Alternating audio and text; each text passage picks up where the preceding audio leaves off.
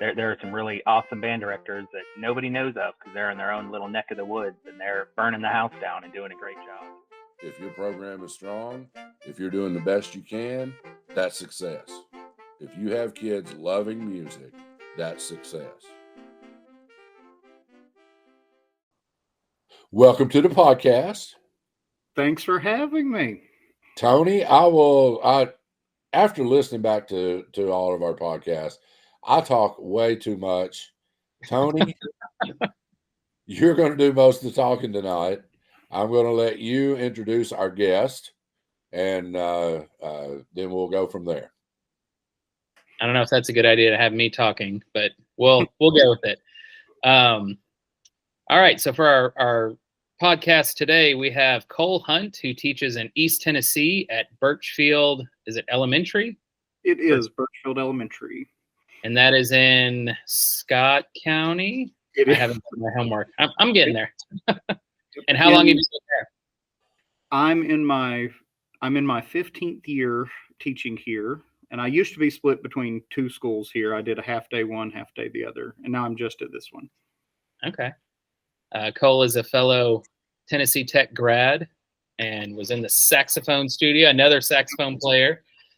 That's becoming a trend, I think.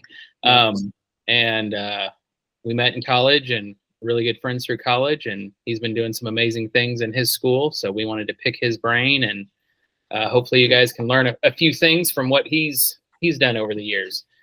I am not prepared, and I don't have the questions in front of me. Do you have the? I do. That's what Okay. I got them. Okay. You're not a loser, Tony. I don't care what they say. Well, I've been told otherwise. Hey, so, Cole, what we want to do with all of our guests is we've got a series of questions, and we'll ask those questions and let you answer them. And then after we get through, we'll let the discussion lead in any whatever direction that we may have after these questions. So we have established that you are a 15-year veteran teacher, band teacher. Do you teach general music or just band? I do. We're a pre-K 8 school, and the first half of my day is band, and the second half of my day is some combination of elementary music.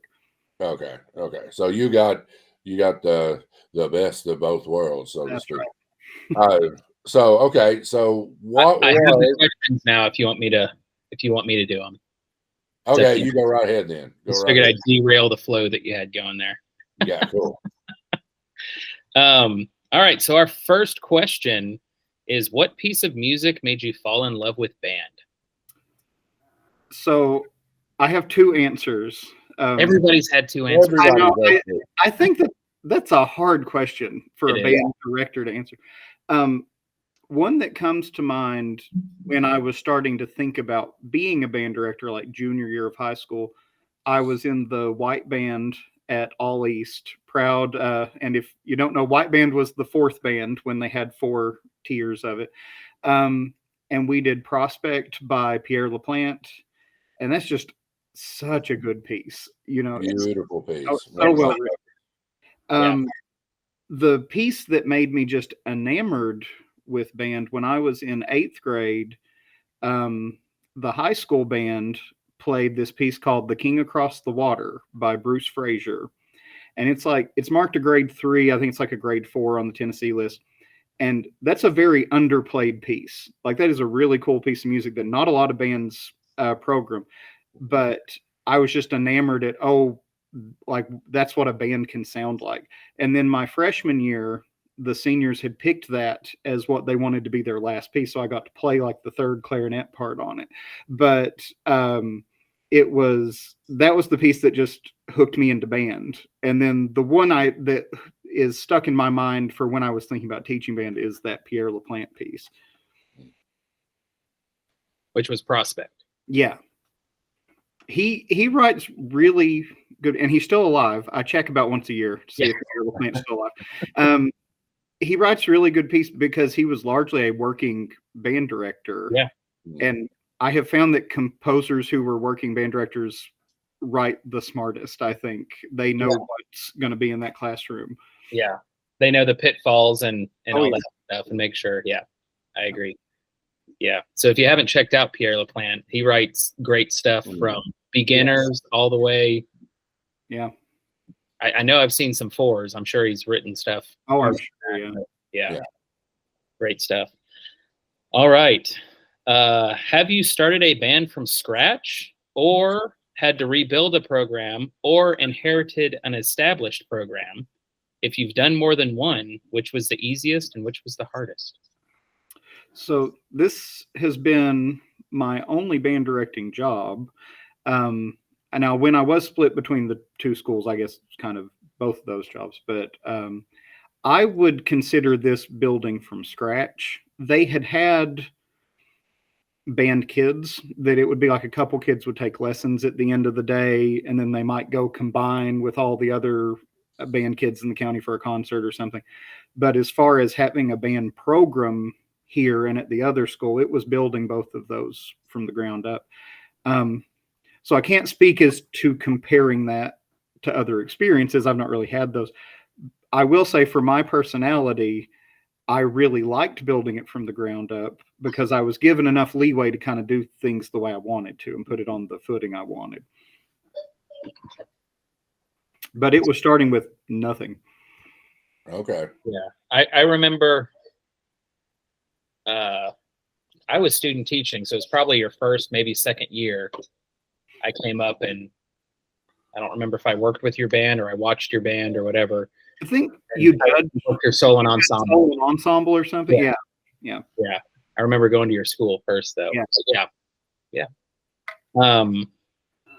What does self-care look like for you? I probably don't do enough of it. My wife and I, we like to cook. We like art. I'm not an artist by any means, but I like to draw a little collage and some stuff like that, purely for the joy of it. It's nothing you'll see hanging in a gallery, but and we like theater too. We like to go to plays and stuff. I did community theater when I was young, but I'm not a good actor, so that didn't stick. And then I do some community music. I listened to Carol's episode, which I was going to ask you guys, are you going to interview Carol Gocher? And it seems right. I don't know anyone that does rural band better than Carol. He's just on top of it. And you student taught with him, right? I did. So you get to hear, this episode will be someone who stole a lot of things from Carol Gocher.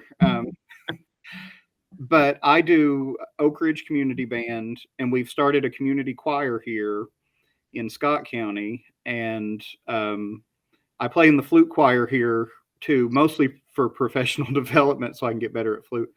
But I kind of sought out the Oak Ridge Community Band because that was a group I could join and just go and play and not have to be in charge of anything. And when I signed up, I told them straight up, I want to play bass clarinet and contra clarinet because those are the things I wanted to play. And I never show up early and set up chairs. I show up right at time. I play and then I leave.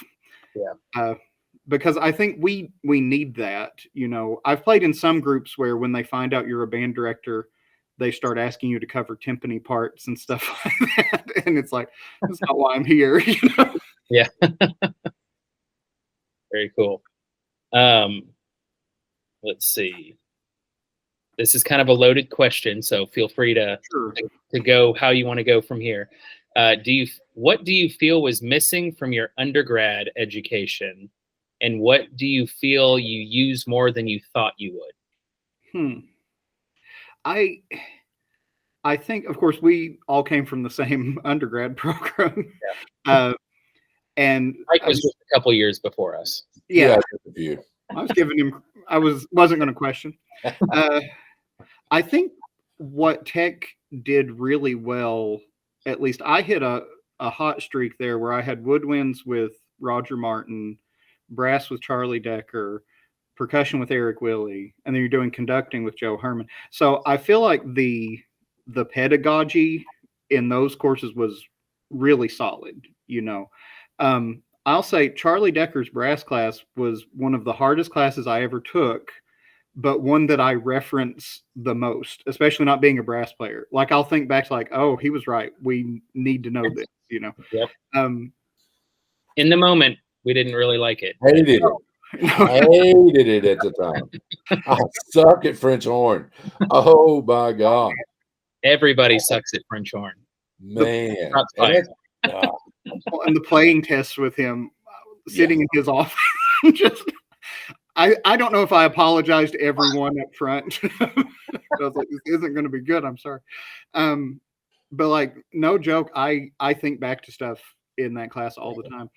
Now, what was missing, I think, at least in my experience and from talking to other band directors, a lot of the methods courses for band are geared towards ideal situations, you know, write drill for 100-piece band with perfect instrumentation, you know. The budget example you're given is 10 times the money you will ever see, especially if you go small and rural. Like it's a different world, and I feel like we weren't really given that perspective. Now, I came from a rural program. I'm from Sweetwater, Tennessee, so I kind of knew some of that was coming. That's why I asked for Carroll to student teach with. I know I wanted to teach in a rural program. He had a great reputation, so I wanted to learn from him. But looking at all the coursework, it's like they don't prepare you for what do you do when you have nothing? What do you do when you build it from nothing? And instead it's more idealistic, like, well, you get your boosters to raise you 20 grand this year or something. And I don't know many people in my circle that have those ideal situations. Yeah. My second job, when I asked how much was in the band budget, it was $97. And you had like a lot of outstanding bills. And I'm like, So it was negative. Yeah. But yeah, go ahead. Sorry. But no, I think that's really, and you know, if you think too, where we were at, there was no shortage of rural directors there that they could have pulled in to just come talk to us. Yeah. Because you guys have said it on here already. That's more likely what you'll get straight out of college. And I just think teach everything out there, make it realistic what you're going into. Yeah. Yeah, I think with everybody who we've had to answer these questions, we are seeing a trend in this that you know they're gearing us toward grade 3 and above music. And now I had one assignment to write in the drill writing thing, you got 40 players. Yeah. But never 15. Yeah. 8, you know, whatever. Or had one assignment, okay, you've got general music. It was the general music or elementary music. You know, you've got $10,000 budget to start from scratch. Yeah. What are you buying? You know, but that's definitely unrealistic. You know, so yeah, lucky if you get it, but you got to know how to stretch a dollar. Oh yeah. And you got to repair the instruments. You've got to take in, how to reach out and find donations for instruments and get instruments donated. I mean, it's just, you're not prepared for that. Yeah. I kind of think the writing and arranging for younger groups should be stressed a little more too. Cause you know, the classes where you are writing, it's more geared towards writing for advanced players and that kind of thing. And full instrumentation. Yeah. I consider myself very, very lucky because I was there with Dr. Pegram. Yeah. And I was able to take some arranging lessons with him. And one semester it was me and I think Jeremy Martin and a couple other that had a small arrangement composition one-on-ones with Dr. Pegram. So yeah, that helped me a lot. Yeah. And then of course, 500 years of experience to figure out, what needs to be where and all that. And to finally feel okay and feel that we have the permission to rewrite this part or double this part in another instrument or whatever, instead of just going, because I do remember my first few years that I didn't touch the score at all. I didn't alter or anything. And I get beat up because I was missing the third clarinet part or, so now though, I feel comfortable and with my abilities to do that too. So for those that don't know, Dr. Pegram is Wayne Pegram, who yes, composed quite a few pieces out there too. Mm-hmm. But yeah, I'm always rewriting parts. I wish I had learned that trick earlier. But, yeah. All right, now probably the hardest question on here. What would you do if you weren't a band director? I like this question, and I like that there's two views of this question, which is the aspirational, if you could pick any other job, but then there's also the what marketable skills do you have? The reality of it. So the marketable skills answer is I'm a strong writer, and I have a friend that, like, he's a professional grant writer and he just works from home, and like that seems like a pretty nice gig as far as your time versus how much you can get paid for it, kind of a thing. If it were just like pick your job out of the air, I would probably, I don't know, I'd probably still be in the arts. I find puppeteering really interesting. Like, I'm a big Muppets fan. If I could be like the third background Muppet actor on Sesame Street, that'd be a great gig. If we can just pick any job we want, then yeah. I don't want the pressure of being Grover. I want the one in the background. There's a lot of animation in Grover. That's right. Yeah. The third row dancer back there. Yeah. Yeah. Well, there I am. Look. Yeah. I had told my wife once, I said, I think I might have liked being a puppeteer. And she goes, oh, something that pays less than band directing. Well, she's not wrong. So, hey, you've got a friend who is a grant writer. If he's up for more jobs, does he freelance or does he work primarily with a company, and they secure like big grants for like cities and stuff like that. Like, if your town wants sidewalks, they'll find you the money and get you sidewalks, that kind of thing. Okay. Yeah. Okay. That's hard to say. I know a lot of people that could probably use the help of a good grant writer. Yeah. So, yeah. Okay. Sorry. No. Since we're in the middle of state testing in Tennessee, what does your program look like on a normal day? Not on a TCAP day, but a normal day. Yeah. Definitely not TCAP day. A normal day at 8:00, I have beginning band, 5th grade. Now, 7:30 to 8, a lot of times I'll have kids that will come in for like lessons if they're doing honor bands or something like that. So my day starts before the actual school day starts, but 5th grade at 8:00. And then after that, it's just 5th grade band, 6th grade band, 7th grade band, 8th grade band. Then lunch. How long do you get with them? I get 40 minutes. Every day? Not all the kids every day. It depends on the grade.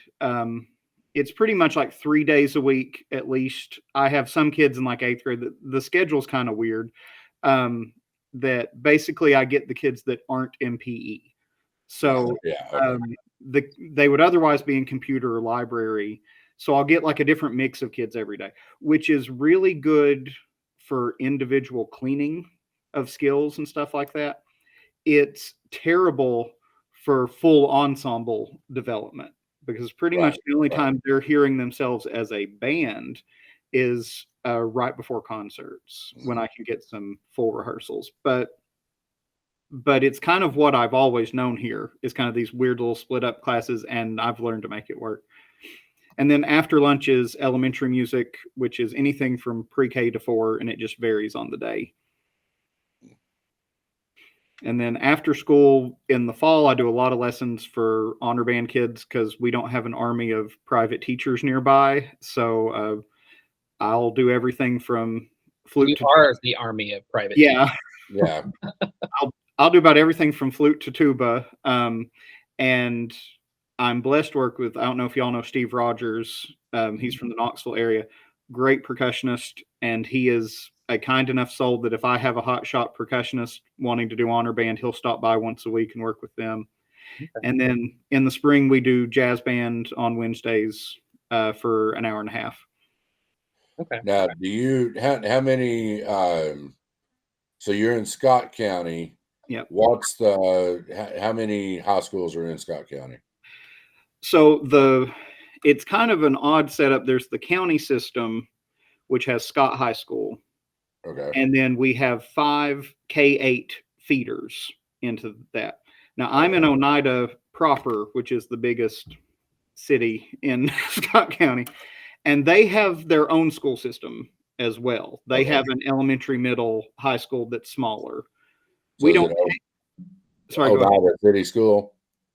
I'm sorry. Say one more time. Yeah, Oneida City School, or Oneida Special School District. I think it's what it's called. Okay. So I officially only feed into Scott High School. Truthfully, I'll have some kids that will end up in the Oneida program because we're in the same town they are. So I try to keep a good relationship with both because I'll have students end up at both. Now, do you help out at either of the high schools, or are you just at I'm school? Mostly just here. Now I work, Ryan Hoffman's the director at Scott High. I do the woodwind sectionals for his band camp. And then I do private lessons with some high school kids from both schools. Oh, okay. Okay. Yeah. So you're not obligated then. Okay. Cool. No, right now we don't have any kind of stipend stuff, yeah, or anything like that. We've gone and asked for contract days because we do a week-long middle school camp that we've done as long as I've been here, that we've just done for free because it's a really cool thing to do. And then we work high school sectionals and this and that. So we kind of tallied up, here's the time we're working over, and we're hopeful that the board comes through and gives us some contract days on top of that. Okay, we're going to earmark that statement because I want to come back to your middle school camp. Okay, cool. In just a minute. I've got a list of things over here, so I'll add that to my list. Middle school camps. All right.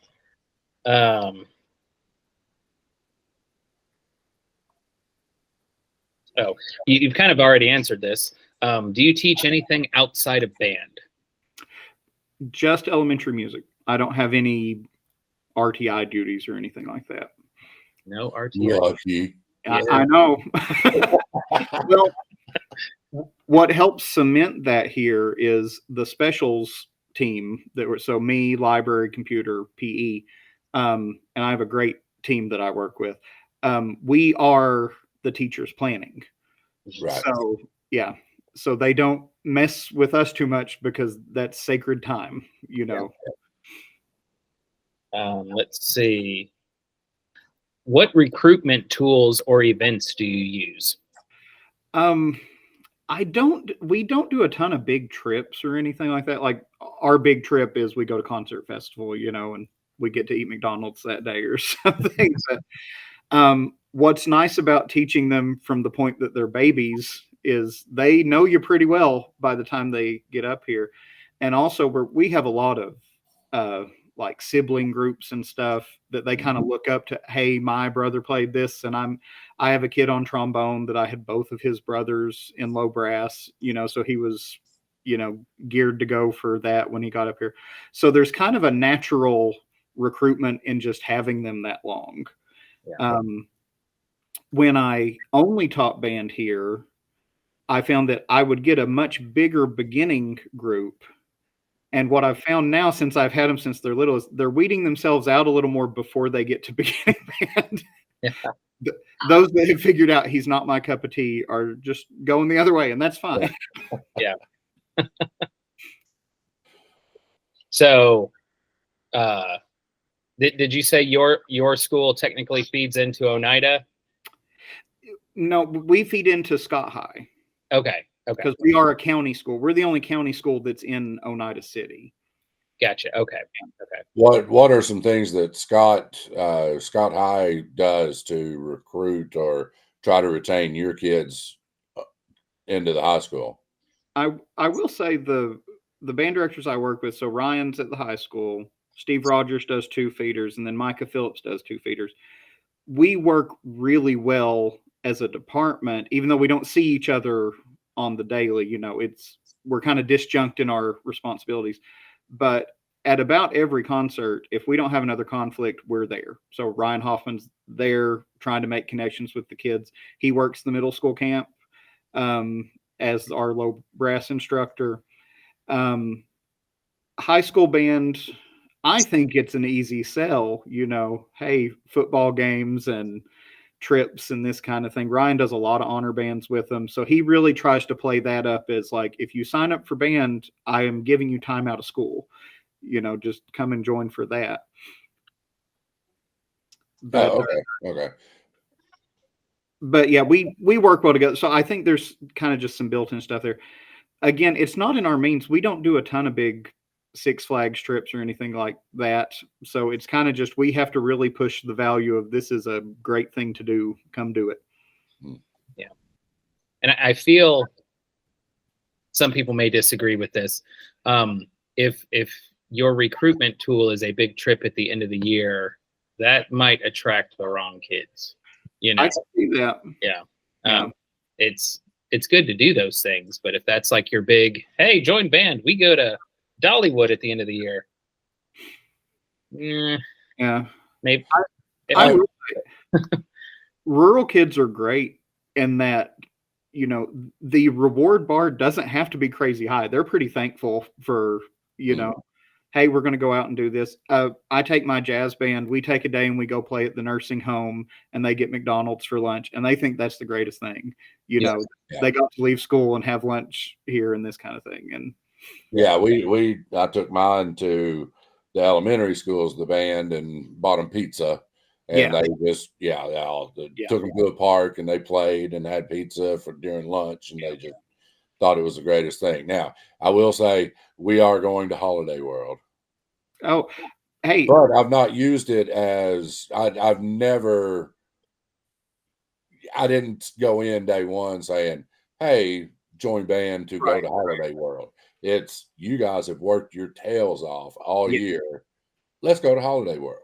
You know? And so, it's not I don't use it as a recruiting tool. It's a reward trip. So, and I'm all about that. If they're working and do what you can within your means, you know, to do something nice for them. Yeah. Well, I mean, they're paying for it. I'm just going with them. Hey, you're organizing it though. That's not nothing. Well, and one of the questions I get asked from my student teachers is, you know, this small job opened up somewhere. Is this something I should go after? You know, is it better to do a small band program, or is it better to try to get a program in a bigger city? And I first tell them it's really hard to get a job in a bigger city because they usually have those jobs lined up a few people down the road. But I've found that if you're in a small community, your band kids are your band kids. Yeah. Band is the only thing they have. You could have band 5 days a week after school. They will be there all 5 days after school. Now that I work in Cookeville, some of my kids are in dance and cheer and basketball and lacrosse and, you know, underwater basket weaving and glass blowing. And I mean, it's just, there's pulled in every direction possible. And I'm just like, I mean, they're still band kids, but they're not band kids. Right. But you're going to get, and coming from a small town, whatever, and right now in a small town, the best kids in a small town, and you young directors know that, or take heed to this, the best kids want to do all of it. Yeah. So you have to be okay with sharing kids in a small town. Yeah.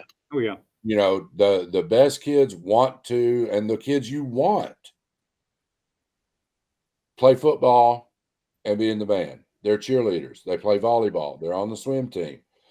They're the ones that are going to be active. Now, you are going to get your band kids, you know, band kids who, and there's a difference, especially coming from a small town. And my young co-director is just now figuring this out, and it took me years to figure this out. And so for me, if anybody takes anything away from our conversation tonight, other than what Cole's fixing to share about his program and the middle school stuff, you've got two different types of kids, basically. You've got band kids. If you share kids, you've got band kids who do other things. And then you've got football kids who do band, or baseball kids who do band.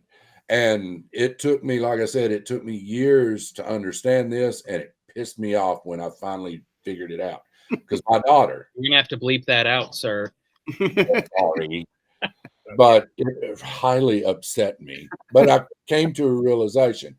My daughter was a softball player who did band, and not a band kid who played softball.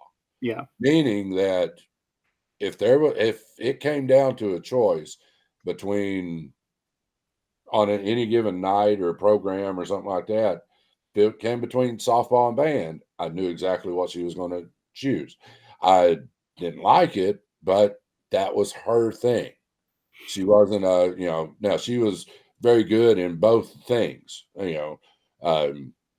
and kids who do all those things are the good kids, so I have to step back and say, our high school band had soccer players who were in band, and baseball players who were in band, and swimmers who were in band. Well, let's think about this. You got to think about it from their point of view. And Kelsey, my counterpart at the high school, we're trying to figure that out. She would get so mad when they would pick the sport over band. It's like, you got to look at it from their point of view. And if you want to keep that kid, you've got to be flexible, because the band kid will pick band, but the other kids will pick their thing, and we just got to be okay with that. Or in my opinion, we have to be okay with that. Does that make sense? Yeah. So and our kids here do a lot of sports. Like, I was kind of surprised when I got this job how many sports there were. Just the junior high I went to, we only had basketball. Like, that was the only thing. And I got here and it's football, soccer, it's everything. And they go at it full force. I work with great coaches, though, that I'll go around with my little Post-it note with our concert dates and our festival dates before they set that sports schedule. I'll say, hey, if you could not schedule anything on that day, and they look out for me and they make sure, okay, that day's off limits. And they're pretty good about it. Now, I have the advantage of doing middle school where we don't have a ton of days outside of 8 to 3 school days anyway. Right. And I think that's a good point, that you've got to have a good relationship with those coaches. Yeah. Otherwise, it's just not going to work. Yeah, and you've got to prepare yourself. You've got to know at the beginning of the year, here are the possible dates. Some of these dates are going to be set in stone, things that we don't set, like festivals and things like that. We don't set those. But some of our concerts we're looking at this date, pencil this in. So you've got to be prepared. You can't come up a month before spring when you want to do a spring concert and say, hey, can I do a spring concert? No, you got to do that and check with, and this is just going out to the new guys coming in. You got to have all that stuff ready to go during the summer, day one of school, so that you can talk to your coaches and say, hey, we need, if you can help it, please don't do it, I'll add to that too, specifically to rural schools, small town schools. When at all possible, go talk to those coaches face to face, or those teachers that you're wanting to pull them out of class for a rehearsal. Go talk to them face to face. One, because you make that connection. It's harder to say no to your face, but also it's just a difference of culture. I think that I've seen directors that there'll be a new teacher in a rural gig. They'll send an email out that says, I need these band students at this time. And then the rank and file at that school, it ruffles their feathers. Well, who do they think they are? And you could have walked down the hall. It would have taken 10, 15 minutes of your day to see all those people and avoid all that, And never demand. No, ask. Never demand. And I've known directors who do that and then get upset and get their butt hurt when the teacher, regular classroom, says, no. Yeah. Or it's okay if a regular teacher needs the kid out of your band class for something. Yeah. Let them go, because that's going to be a favor that they're probably going to return to you. If it's not chronic, I've had colleagues where some of the classroom teachers felt that band was their study hall. And, sometimes you have to, draw the lines a little firmer. I've been blessed here. My teachers have been great about that and very encouraging of it. Again, I'm teaching during their planning, so they don't come then anyway. Right. They're not going to bother you. Right. But, but for other people like mine, my situation, I'm just part of the regular day, and, the rest of their grade might have a regular class that the teacher may need them for something, or to make up a test or something like that. Now, like I said, if it's not, or like you said, Cole, if it's not regular, let them go, because that will come back to help you when you do need them for a rehearsal day or something like that. Yeah. So be flexible. I always word my emails, hey, can I borrow these kids? During whatever day on whatever class, if you need to keep them in your room, please keep them in your room. Yeah. But if they're able to miss the last 15 minutes or whatever, please send them this way. And about 90% of the time I get, oh, those kids are great in my class. You can take them. It's fine. Right. And then, or if they're not great, please take them. Yeah, yeah, exactly. That kid won't shut up in my class. You can have him. Really? He never talks in my class. Yeah. All right. One or the other. Well, that was a good tangent. I like that. Let's see. What does your rehearsal preparation and or score study look like? Because we all had those classes and seminars and all that stuff where it's, do all this, and it's hours and hours of score study, and we don't have hours and hours of score study. And of course, I only teach middle school, but I also love that, you learn all these conducting nuances, and then conducting middle school band is like air traffic control. So it's now, stop. But score study, most, the scores in my folder now top out at like grade 1.5, 2, because it's been a rebuilding year here. Mm-hmm. So it's not like those scores demand hours of really digging in. Yeah. I will say, though, I do a lot of really looking at scores before I buy music, because especially if you're on a budget to buy music, you want to make sure that you're getting something you can put on that stand and it will work. So, about every piece on JW Pepper for middle school, high school band has a score you can see. Yeah. I've ordered scores before. If it doesn't have one I can see, but it sounds pretty good, I'll just order the score and review it ahead of time. So I do a lot of screening before the piece goes in front of them. And if it has the option, like if it has an e-print where you can see the part, that's a really useful thing to do, is look at that flute part and think about how your 6th grade flute player is going to see that part. Mm-hmm. How many really high notes are in there, how many accidentals, how much of a roadblock is this going to be? And I really try to screen stuff ahead of time, even though I'm probably not too diligent about the score study once we have the pieces. And I have found if there's not a score sample on J.W. Pepper, it's usually a Hal Leonard. Yeah. Hal Leonard has all of their scores on YouTube. So yeah, they do. Yeah. Between the two, I can find just about anything. Yeah, if you put it on the computer and squint, you can see them. Yeah. See there. And I get why they do that, but it's still Oh, sure. Yeah.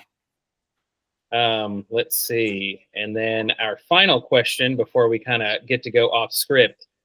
What does your beginning band curriculum look like? So, do you mean like just the 5th grade or? Well, we'll start with 5th grade and then we can go from there. So with 5th grade, we do, I kind of think, first off, I know a lot of directors start in 6th, and 5th grade's its own animal. Yes. Like there's a big difference between 5th and 6th graders. I don't know how people do it in 4th grade. Oh, I wouldn't even know. Would not even try. I always say 5th grade is where we're going to learn how to do band. Mm-hmm. And then 6th grade is going to be more of the playing. Hey, that's a good concept. That's a good way to put it. Yeah, I like that. It's a good idea. So 5th grade, when I first started, I started in 6th grade when I first started, and I had really idealistic views of, well, there's no reason they can't finish the first method book in a year, and because that's what we were told in college. And then you start, well, and then you find out you don't have them every day, or, they're getting pulled for this or that. And then when you really sit back and look and go, okay, we got to number 55. And I remember beating myself up those first couple years. And I realized, like, no, they're going to go the pace they go. So for 5th grade band, we do a slow go, getting the instruments. We do a lot of mouthpiece work, getting those initial sounds going. I'll have just written on the whiteboard before they even have music in front of them, 4 quarter notes, 4 rests, and we'll get that concert B flat going tongued before I put the music in front of them. And what I give my kids, I knew this question was on there, so I have stuff. My beginners get this little folder, and this one's pretty beat up because we're getting towards the end. But I do what I call the pre-method book, which is something I've written, and it's like 30 lines of music or so before we jump to the method book. Yeah. Because I use Sound Innovations. I went through about every method book there was, didn't love any of them. So I finally landed on, well, I should just write this the way I want it. And then we go from there and we jump into about, I think it's in the teens, close to 20 into the method book, but it's been at things paced the way I want it. And they do that up to about Christmas. And that gets us to our first concert where we do, some Mary Had a Little Lamb and that kind of thing. And then we jump into the method book for the second half of the year. But that's kind of the beginner curriculum. And again, my only goal is that they understand how the class works, how to behave at a concert, how to read the music. Because once they can read quarter notes, half notes, whole notes, eighth notes, and understand kind of how to do this, they can pick up and switch to another instrument, and it goes much faster for 6th grade. Yeah. And then 6th grade and 7th grade, we do binders. Our 6th graders get yellow binders because we're blue and gold. And then our 7th graders get blue binders. If you're an 8th grader, you get this super fancy glittery sticker to let everyone know you've reached the top echelon of our band program, which was just a silly thing. But then I've had kids be like, I've waited 4 years for this sticker. It's a big deal. And our kids earn anything for a sticker. Yeah. Well, and we do band stickers too on the folder. I did the Dr. Harris thing of, earn this many to get out of a test. It's turned more into just bragging rights. They just want the most stickers on their folder. And then I'll do, like, if they get 50 by the end of the year, I'll give them a free t-shirt and that kind of thing, little incentive. Yeah. And then in the binders I try to preload it with as much stuff I know I'm going to have to hand out. Mm-hmm. So they're pep tunes. I have a super easy little pomp and circumstance because that's something I started and can't get out of is playing at graduation. But graduation. Well, it's a good thing in that every board member is there and every board member will see us doing something. So that's a good thing to do. I have a Star Spangled Banner arrangement that I did, and it's 4-part soprano, alto, tenor, bass. Everybody has every part. Available on Teachers Pay Teachers. Hey, plug away. Yeah, it's titled The Most Flexible Arrangement of the Star Spangled Banner Ever. I have used that arrangement for probably 8 years. And it does the job. It does. It works perfectly. Yeah. And when they have it, if you have a ball game or something and they're wanting that, you can get 2 or 3 kids covering the necessary parts and they'll go out there and play and they love it. Yeah. A set of warm-ups we call the gold pages. They're gold colored. And it starts with easy peasy warm-ups, lip slurs, first scales, stuff like that. And then they have a set of 9 hymns that I arranged where kind of a similar thing. They get all the parts of the hymn and we use that for harmony work and stuff like that. Because the nice thing is most of the hymns are rhythmically identical or very close, but they actually start playing some harmonies and stuff because it's really hard to break them out of that. We all play the same thing. And then, like I said, we use sound innovations, and then 6th, 7th, 8th, we do book work. We do we work in the binder every day on something. And then we hit the literature when we get close to concerts. Yeah, I want to go back to something that you said earlier about not making it through book 1 in your first year. Yeah. That if you can make it through book 1 in your first year, kudos. I'm lucky if I make it halfway through with 5th grade. Anybody who makes it through book 1, the whole book, has cheated their kids. They're not going to sound good. Yeah. If you don't have them 5 days a week for 45 minutes to an hour, I don't know how anybody would without rushing them and cutting corners. Even if you've got them, I've got them every day for 45 minutes. Yeah, there's no freaking way. Yeah. And I started 7th graders this year. You would think 7th graders would move bam, bam, bam, bam, bam. Well, they do move faster than 5th and 6th grade. However, no siree. Yeah. If they're playing at the end of book 1, any book 1, and people can disagree, you can comment on our YouTube or whatever. If you're at the end of any method book at the end of year 1, you need to go back and do something. You've cheated them some way. Yeah, I think it would speak more to situation than it would, the actual teaching. Like if you've got an ideal thing going on to where you can do that, then great, more power to you. But I know I couldn't do it, and I quit beating myself up over it. It was more like they're going to go at the pace they go, and if they've got a good initial sound and we're making good music, then that's what it's going to be.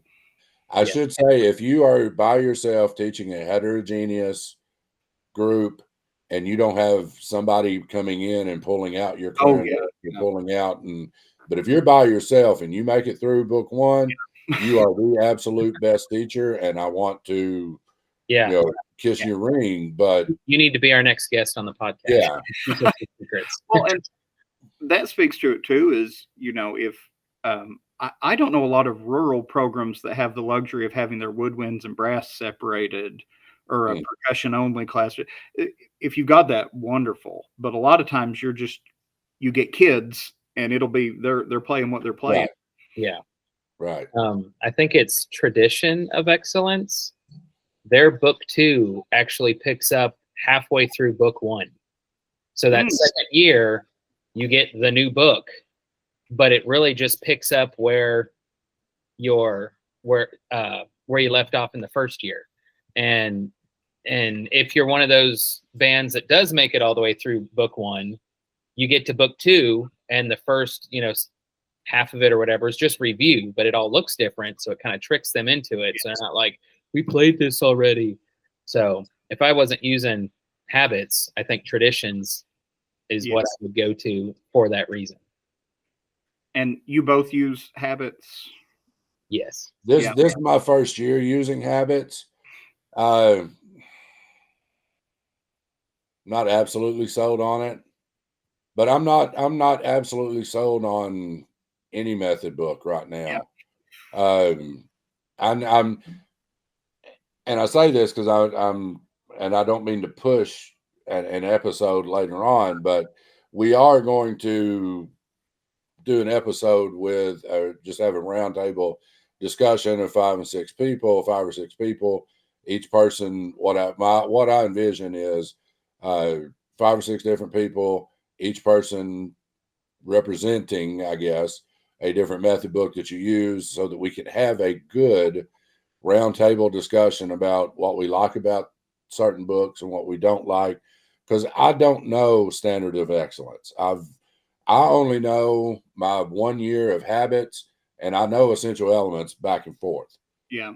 I know those, but I don't know the Yamaha book or the tradition of excellence or whatever. I don't know any of the other ones. So I want to have a good roundtable discussion. And Justin Dixon is going to be on with us. He has, I don't know if you are familiar with who he is, but he's a middle school band director in North Carolina, and a ton of free resources. He's written his own method book that's all online and on his website. Before, I think I've seen his stuff before. Yeah. Yeah. So he's going to join us and just talk about, method books with supplemental materials and, things like that. I just hate the hokey songs, kids songs. Kids don't know them. Yeah. They don't know them. They I put Hot Cross Buns in front of them, and 3 of my kids recognize the tune. Yeah. They know Mary Had a Little Lamb. Yeah, okay. They don't know Go Tell Aunt Rhody. They don't know those. Yeah. When the Cocoa Melon generation gets up here, they'll probably have a resurgence of it because. Well, and I totally understand why they use those songs is because they're public domain. We can't use the Bluey theme, or we can't use whatever. So that's the big thing with all the method books. I just but that's what I like about Justin is he doesn't use too much of those hokey songs. Yeah. Well, and something that I started doing was, and I might put a little bit more research into this, but like once my kids learned, I think it's 4 notes, I teach them Baby Shark. Yeah. Oh yeah. 4 note, and it's that crazy rhythm that they don't know what they're playing, but you can't play Baby Shark if you're not actually using your tongue. Yeah, it's great articulation exercise without telling them it's an articulation exercise. Yeah. And it's something they'll actually practice, and drive their mom crazy with. Yes. But I don't know the Bluey theme. My kids are older than that. But that might be something as a supplemental thing is, once we learn these notes, we can play this thing. Once we do these notes, we can do this thing or this thing. That's on my agenda for this summer. Last summer was crazy. I couldn't do anything. This summer, I'm going to have a little bit more free time to write out things like the Cocoa Melon and the Bluey theme. And because I've already had to write out the Bluey theme for one of my 7th graders. She wanted it on clarinet. And I was like, okay, here it is. So, blah, blah, blah. So just putting stuff together like that. Maybe I'm shooting myself in the foot. I'm not supposed to say that out loud, that I'm going to write that out for those kids. But, that's what they want to play. Yeah. It's we have our first concert in October. Our very first concert's in October, right before fall break. Because kids join band, they want to play, let's play. So I teach them by rote, and it's Hot Cross Buns. Jaws is the very first song we learned. And I was surprised at how many kids recognize that. But they know it from the beginning of Baby Shark. Yeah, they don't know it from the movie. Yeah, they don't know it from the hopefully the fifth graders don't know. But it's not too bad for fifth grade today by today's standards. Oh yeah. So yeah, and We Will Rock You is another one. I know four notes. You know, put on a drum track. There's I think I found on YouTube 7 hours of the We Will Rock You drum thing, you know, or at least an hour anyway. I don't know if it's 7 hours. But put that on. There's a 100-hour video somewhere out there. Oh, sure. But yeah, well, I put that on, put it over the loudspeakers, and we take turn. We'll do it as a full group. Go by each section, and you know they rock out. They and Baby Shark do. Yeah. So I guess now that we're done with the questions, we kind of get to go into your specialty, I guess, Cole. And we had mentioned the middle school camp earlier. So we can either go into that, but I also want to kind of dabble into the TSSBDA association that you're involved in, and how you kind of fill the gaps with, you know, I'm trying to think of the word, all the different opportunities for your students that, you know, they can't necessarily get in regional band or all-state band or anything like that. So whichever direction you want to take it, the floor is yours. I'll talk about middle school camp. We started that the first summer I was here. Me and Jessica Whitson, who taught here, we were hired in at the same time, and we revamped all the feeders. There was one feeder going already, but we got the other four started. And we thought, well, we kind of want to do a concert camp in the summer. And we got a little grant money from the Tech Honors Program that I'm an alumnus of. They had a grant at the time where it's like if you had graduated and were just trying to do something out in the world, they'd give you a little money to get that going. And our superintendent at the time was very supportive of it. We basically do 5 days, third week of July, and we do 8 to 3.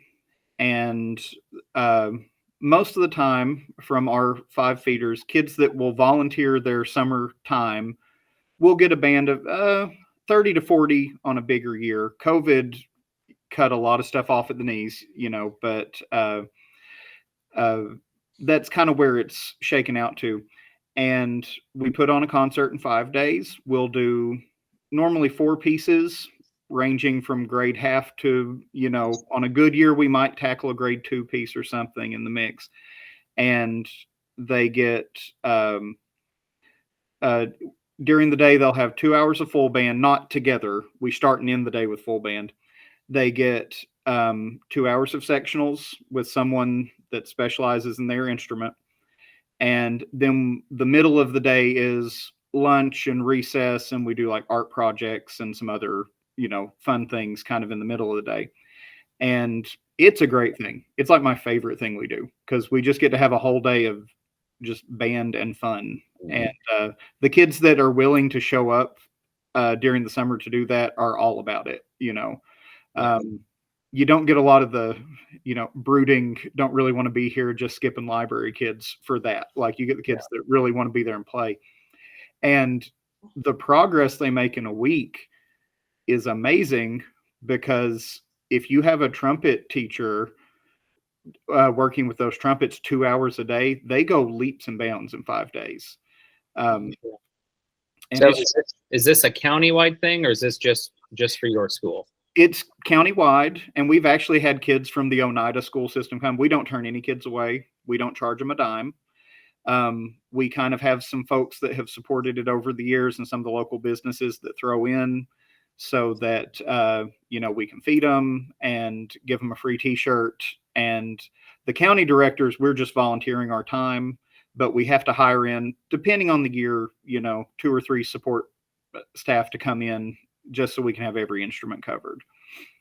Okay. And you said you started that your first year, so like the summer before your first day of school?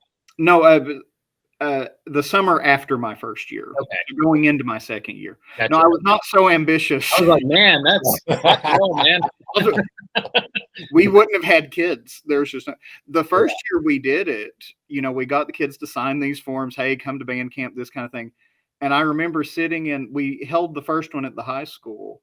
And I remember all of us sitting that first morning going, we really hope kids show up. Like, we didn't know. Right. And we had I think like 15 kids or so that first year, and only grade half pieces that first year. But we had a good time, and they'll pull other kids to come to it the next summer. And what we've seen is those are the kids that'll want to go out for honor bands and join jazz band and show up for pep band, and it kind of helps light a fire under them. Yeah. Do you find other kids go on and continue at the high school as well? Yeah, a lot of the ones that do, I think, are the band camp kids, which we have retention issues like everybody does going middle school to high school. But I think there would definitely be a correlation there. Is this kind of gets them excited about band. And are the high school directors a part of that too? Yeah. So Ryan teaches low brass. Micah and Steve are both percussionists. So I'd say we get a 2-for-1, but it'd be super great if one of them was like a flute player.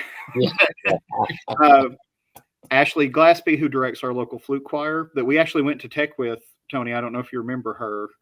I think she was a hat maker at the time, but she comes and does the flutes. Arthur Akers, who's this retired band director, comes and does the trumpets.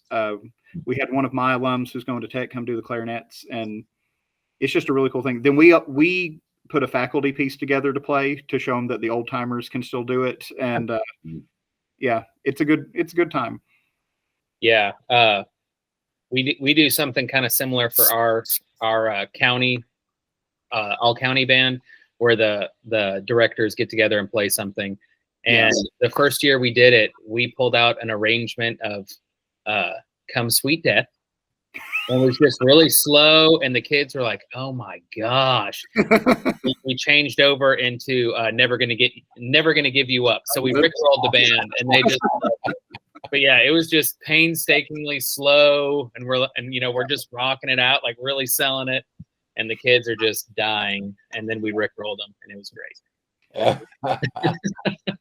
I think the first time we did it, we did some little bar talk quartet or something, some little flex arrangement we just had in the cabinet. We've started in the years past to do like Beauty and the Beast or something that the kids recognize. Yeah. Just make it a little more relevant to them. Yeah, we did Megalovania once, and kids still talk about that. Oh, remember when you played Megalovania? Yeah, I do. So that middle school camp, is that for people that have been in band for at least a year? Yeah. Okay. So they have to have finished beginning band at least, and then the outgoing 8th graders are not allowed to come to it, even though we have several that want to. Yeah. And so what we tell them, especially the ones who did the camp for like 3 years, they want to come back because middle school camp's fun. We let them visit on Thursday. We kind of treat it like a homecoming day. It's like, you can come visit that day, and that's it.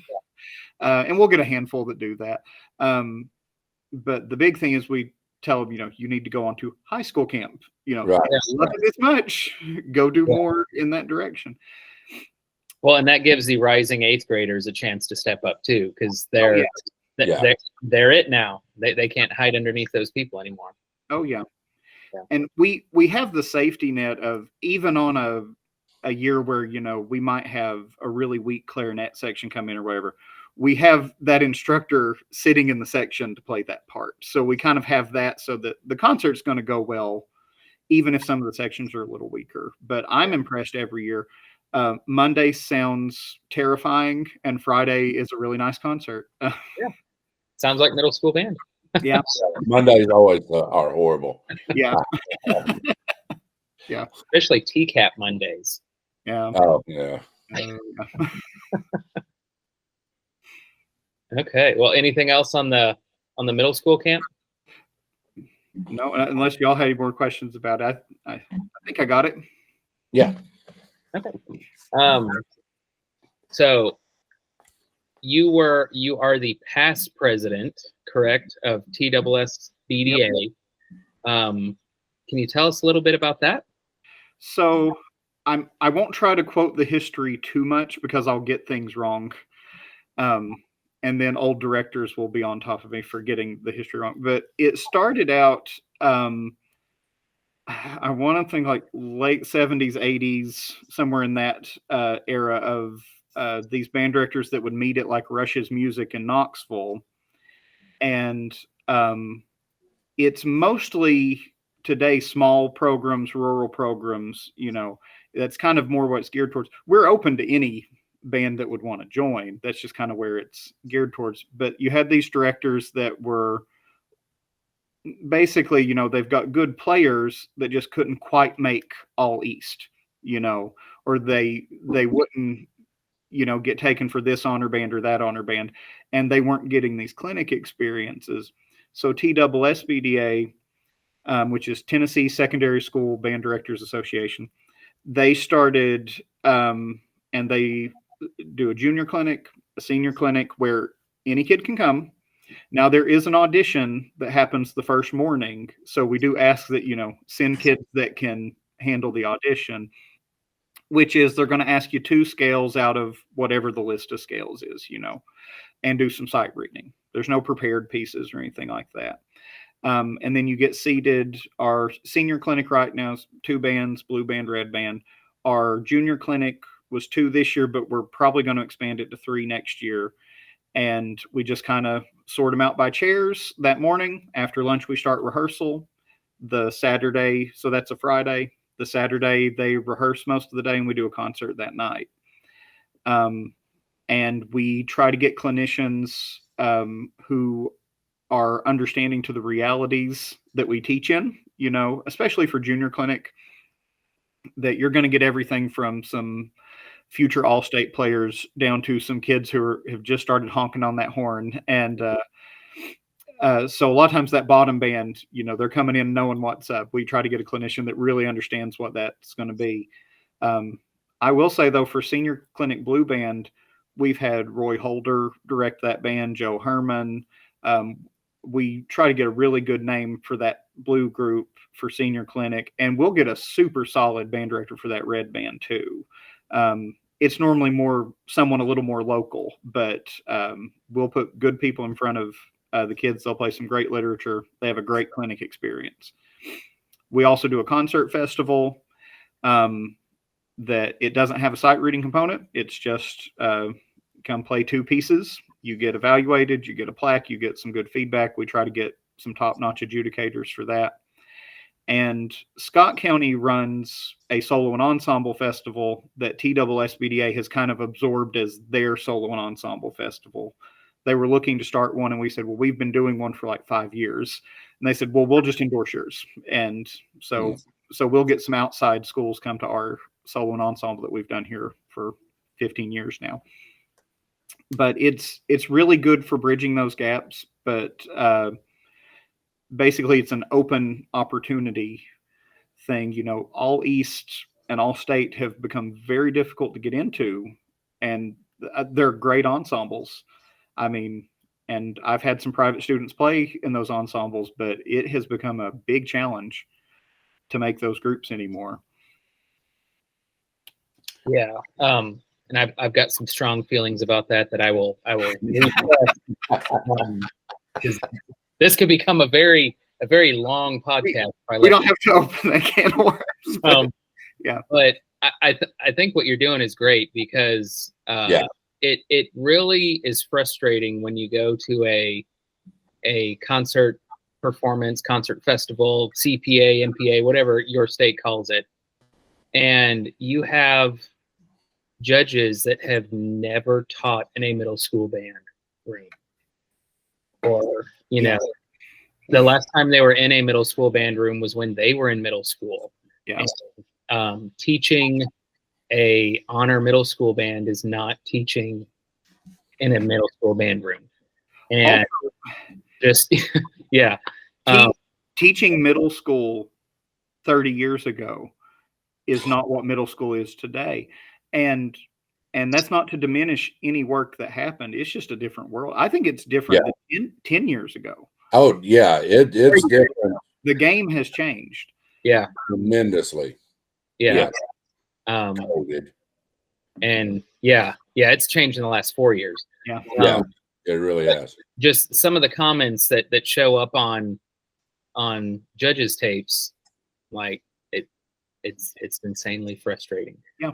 So your clinicians know, do they have any guidelines when they come in? Is it just grade what you're seeing, not what should be there, Well, the biggest thing, we meet at junior clinic and senior clinic. We have a directors meeting where we vote the clinicians in for the clinics at each one. So junior clinic, we vote our next junior clinic clinicians in. So the directors are throwing up names that they want in front of their kids. Same for senior clinic. We, at both meetings, we vote for the festival clinicians. So again, our membership directly is saying, these are the people we want, and we put the list together. Here's who we want in this order.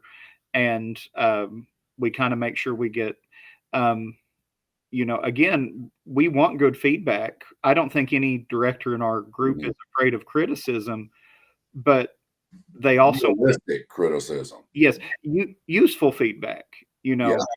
Saying you really ought to have a tuba is not useful feedback. Do you think that director doesn't want a tuba? Yeah, right. They cannot have a tuba at all, much less a kid to play it. And it's just not helpful to pick apart instrumentation in a 20-piece band. Yeah. Right. Yeah. Yeah, totally. They only own one tuba. And Right. you can't afford a second tuba. Yeah. Yeah. I could really use some French horn sound. Yeah. Yes. I would love to have French horn sound too. Back at you. Yeah. I mean, these are all comments that have shown up before, and it makes me sick. But yeah. I've judged twice for KMEA District 10, I think, which is mostly rural bands. Yeah, it is. And I'm always really impressed with, you'll see a little 15-piece band, and they just put out a ton of great sound, and have really, you can, if you understand that situation, you can look at the stage and go, I know what they're working around.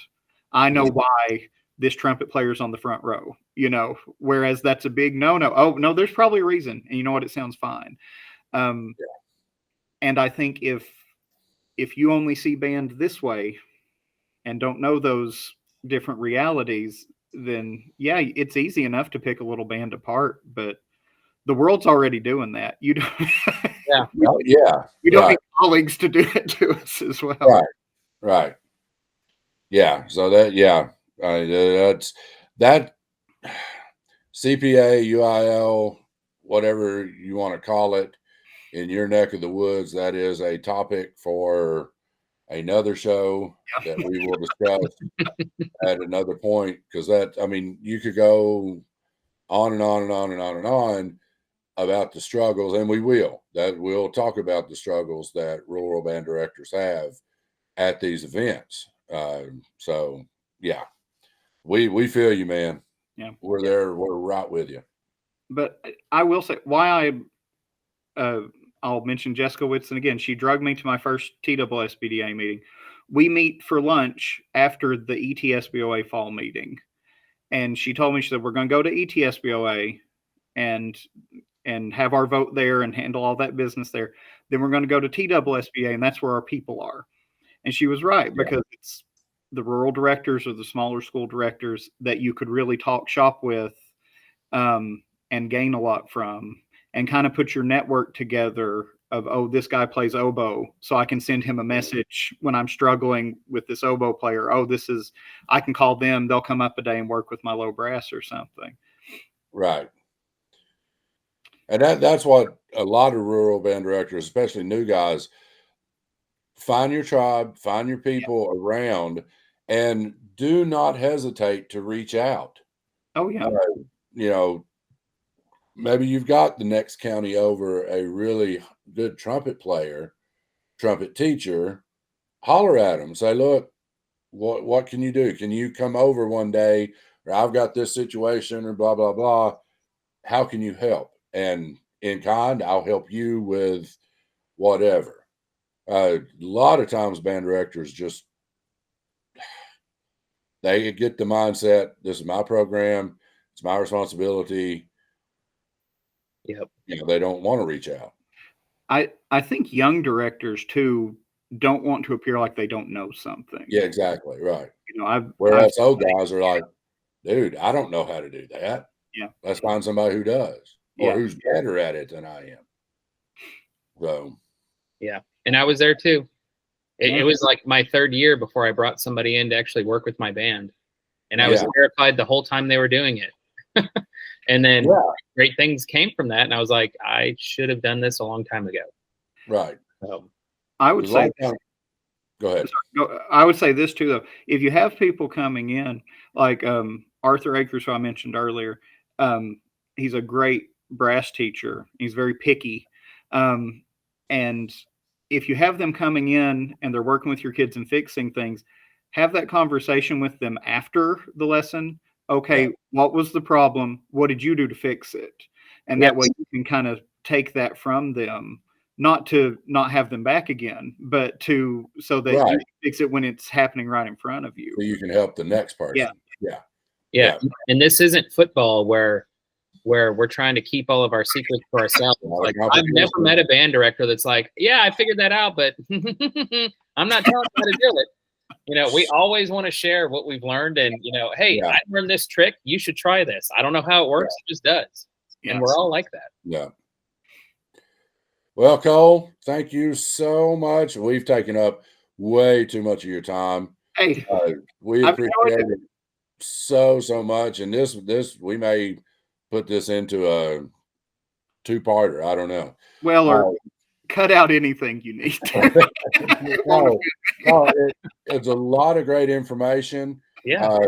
I would love, especially on a round table, when we put that together for the podcast about method books, I would love to have you back on and talk about what you use and just some ideas about method books, so that because I'm sure, is that the only method book you've ever used? Oh no, I've run the gamut. Okay. So we'll talk about what's out there and things like that. That's in the future. We may do that during the summer when all of us have maybe a little bit more time. As the year winds down, I know time is going to be of the essence for everybody. I've got concerts and mini camps and all kinds of stuff over the next few weeks. So, and then a whole week of like 5 graduations I got to go to. It's going to be fun. Well, hey, thank you guys for doing. I think this is a great idea for a podcast. It's starting to take off. Mike was sending me how many plays we've got on Spotify and the viewings on my YouTube channels are going up. Yeah. So I think a lot of people are enjoying this. And we're on Apple Podcasts now, so nice. We're moving up. There's ways to get it. Yeah. So, well, thank you again, Cole. I appreciate it. Thank you, guys. I've enjoyed it. All right, Cole. Take care. Thank you, sir. You too. Thank you for listening. If you liked what you heard, feel free to check us out on Instagram, Facebook, and YouTube at The Rural Band Director. And if you have topics that you'd like for us to cover, contact us through email at theruralbanddirector@gmail.com. Thanks for listening.